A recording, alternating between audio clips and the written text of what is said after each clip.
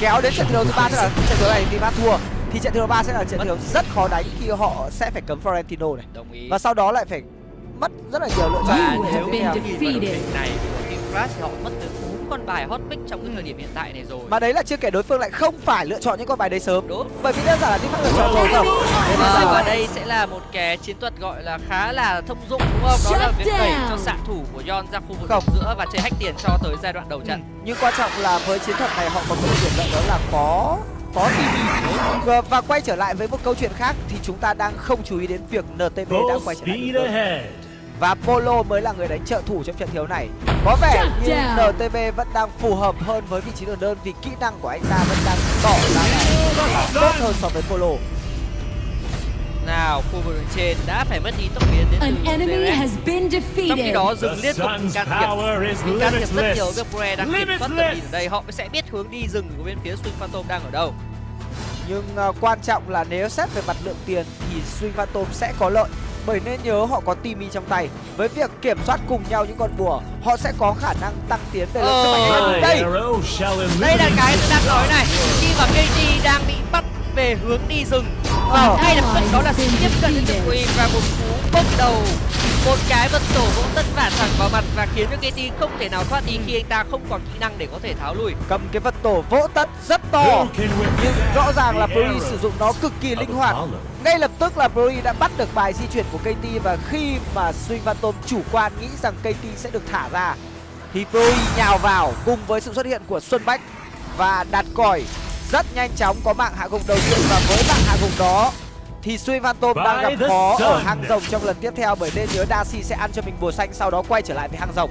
Hoàn toàn đồng ý. Và sau khi ăn được mạng của KT thì rất thoải mái, Darcy follow ngược lên đường trên ăn cho mình con rồng, hoàn toàn thoải mái kiểm soát một trận quá thoải mái. Và sau đó bây giờ quay trở lại con rồng. Và ở cái thời điểm hiện tại thì cả NTB cả Yamate không có đủ tiềm năng để có thể ép vào hay không.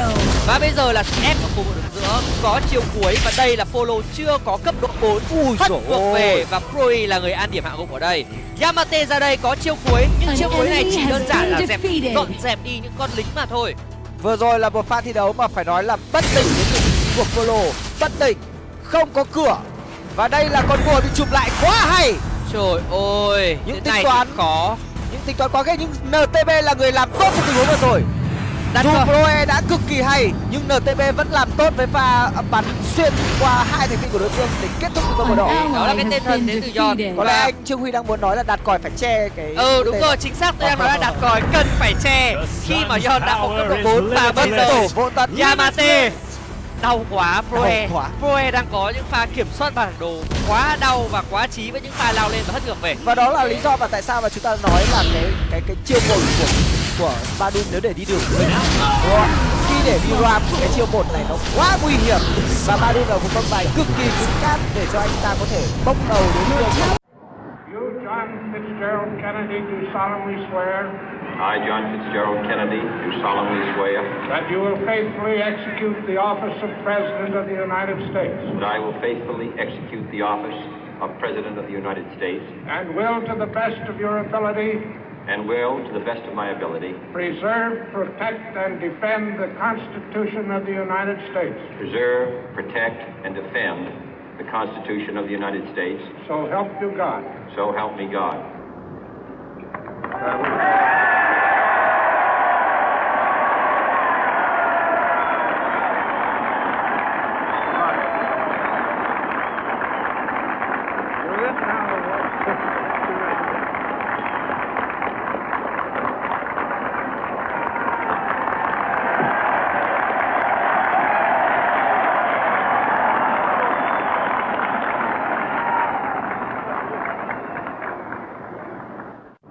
Vice President Johnson, Mr. Speaker, Mr. Chief Justice, President Eisenhower, Vice President Nixon, President Truman, Reverend clergy, fellow citizens.